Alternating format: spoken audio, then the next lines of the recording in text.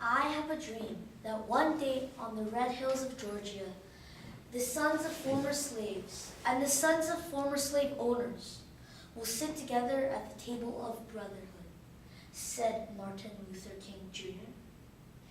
Racism, slavery, those are the words that drove billions of different people to their torture and mental pain. These offenses still happen, even though Abraham Lincoln and Martin Luther King Jr. fixed these problems. No matter what law we make, racism still stays. You know why? Well, this is because the people of the world still hold a grudge against each other.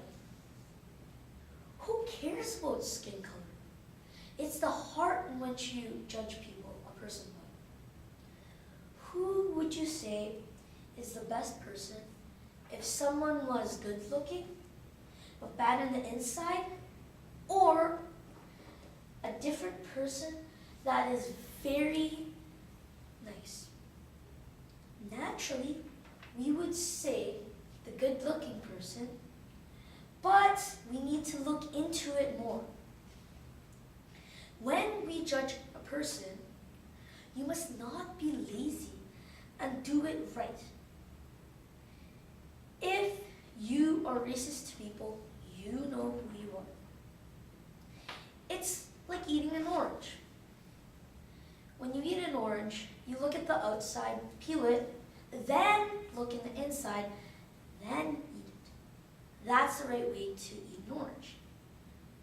But careless and lazy people just peel the orange, look on the outside, then peel the orange, then just eat it without looking at the inside. That's like being a racist person and not looking into the person's heart. For example, a white, middle-aged woman had a seat beside a black on an airplane.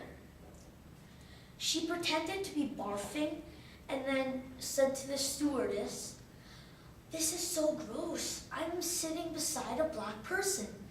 And then she replied, "Black people are so obnoxious." So they gave him a letter from nobody that said, "You may go to the first class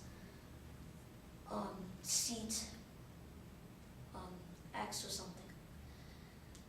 So when he left, the white woman and the stewardess was really happy because he left. Step into another's shoes. See what their life and future is, ducking all these insults and opinions. Breathe air into a discriminated person's life. Give them a goal. Give them a better future. Provide them with encouragement. Make them your friend. Improve their life. One encouragement, one life. It's so easy. Just don't be racist. Here we are again. Racism. You see, it's a cycle. You do one thing, and you go back to the topic. You would think that it goes back to the topic again and again and again and again. It doesn't. You set an example, everybody does it. Simple. When a baby is born, he would be born in a world filled with friendship and happiness, instead of a world filled with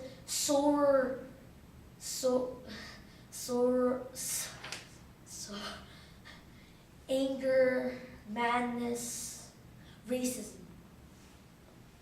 So I hope I gave you a goal today, a fairly easy one.